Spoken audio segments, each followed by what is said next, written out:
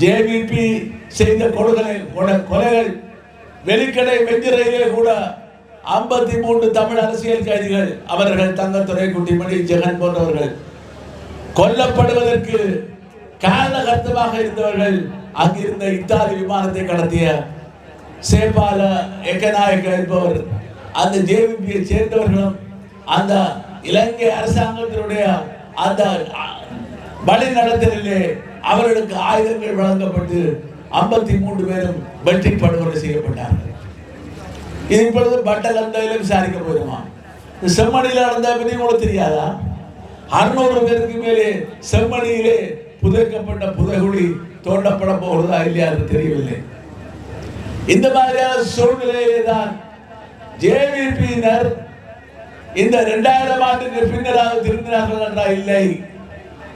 இந்த இனவரியன் விமல் வீரவன்ச தலைமையிலே பாராளுமன்றத்திலே அவர்கள் எவ்வாறு செயல்பட்டார்கள் என்பதை பாராளுமன்ற உறுப்பினர்களாக இருந்து கொண்டிருக்கக்கூடிய நண்பர்கள் கஜேந்திரகுமார் பொன்னம்பலம், செல்வராஜா, கஜேந்திரன் போன்றவர்கள் நல்லா அறிவார்கள். வன்னியிலே நாங்கள் பெண்களும் குழந்தைகளும் கொல்லப்படுகிறார்கள் ஆர்ப்பாட்டத்துக்கு போனால் எங்களுடன் மோதலே வருபவர்கள்.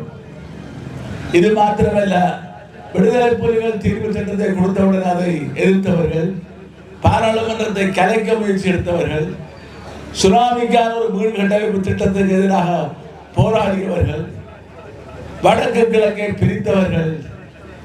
இவ்வாறு இன்றைக்கு சொன்னால் ஒரு இறைச்சி கடற்காரன் ஐயர் வேஷம் போட்டு நடித்தது போல இன்றைக்கு இந்த ஜேவிபி ஒரு மூடியை அடித்துக் கொண்டு தேசிய மக்கள் சக்தி என்று வருகின்றது.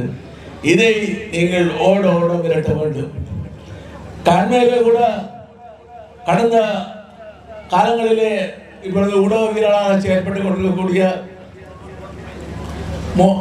மாநாடு சபையினுடைய உறுப்பினராக இருந்த திரு தயாளன் அவர்கள் தன்னுடைய ஆய்வை சொல்லி இருந்தார்.